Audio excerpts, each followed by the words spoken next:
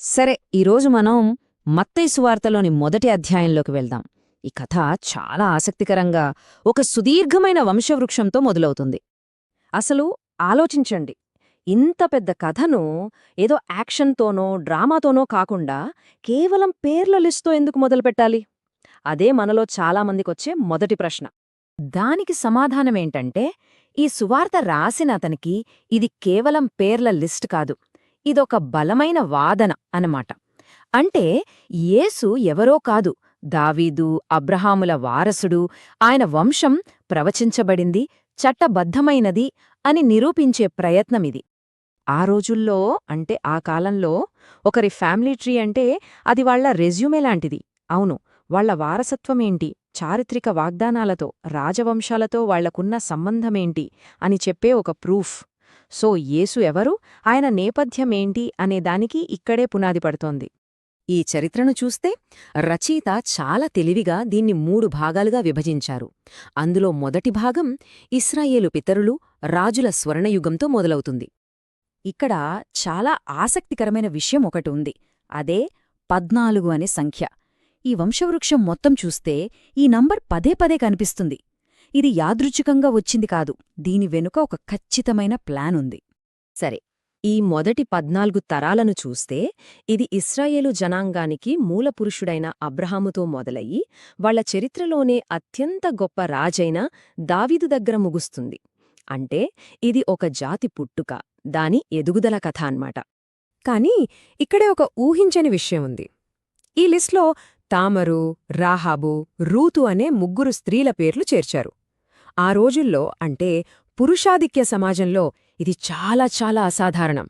వాళ్ల కథలు కూడా సాధారణమైనవి కావు. వాళ్ల ప్రవేశంతో ఈ వంశవృక్షం ఊహించని మలుపులు తీసుకుంది. సరే, ఇప్పుడు తరువాతి 2 భాగాల దగ్గరికి వద్దాం. ఒక రాజ్యం ఉన్నత స్థాయి నుంచి పతనమై ఆ తర్వాత ఒక నిరీక్షణలోకి ఎలా వెళ్ళిందో ఇవి మనకు చూపిస్తాయి.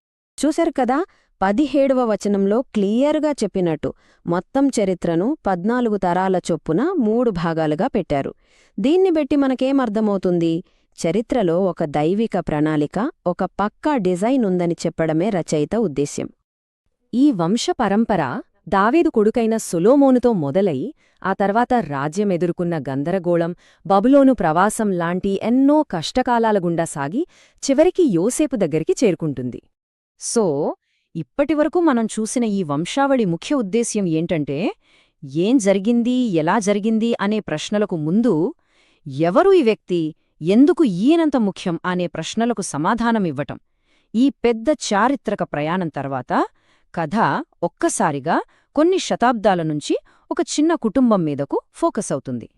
ఇప్పటిదాకా మనం చూసింది ఒక బహిరంగ రికార్డ్.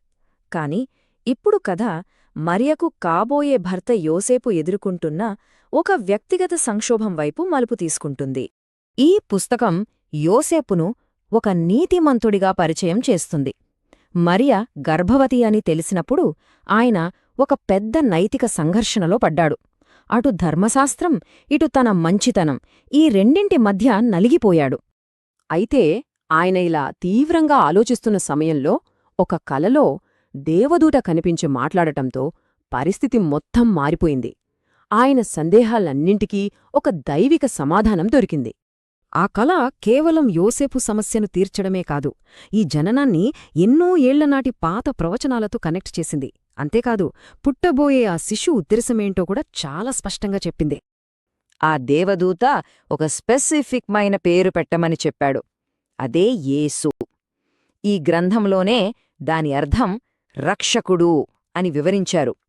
అంటే ఆయన పేరులోనే ఆయన పని ఏంటో చెప్పారన్నమాట. అంతేకాదు, కథకుడు ఇంకాస్త ముందుకు వెళ్ళి ఈ సంఘటనలన్నీ ఒక పాత ప్రవచనాన్ని నెరవేర్చాయని చెబుతున్నాడు. దీనివల్ల ఈ జననానికి మరో లోతైన అర్థం వచ్చి చేరింది.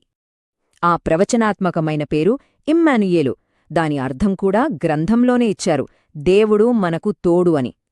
చూడండి, ఇది కేవలం ఒక పేరు కాదు, అదొక గొప్ప వాగ్దానం.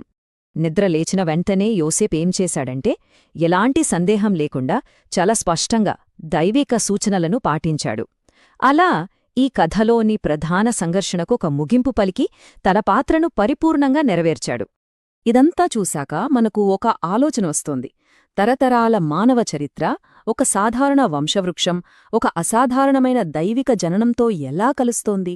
బహుశా ఈ రెండిటి కలయికలోనే ఈ కథలోని అసలైన అద్భుతం, దాని ప్రాముఖ్యత దాగి ఉన్నాయేమో.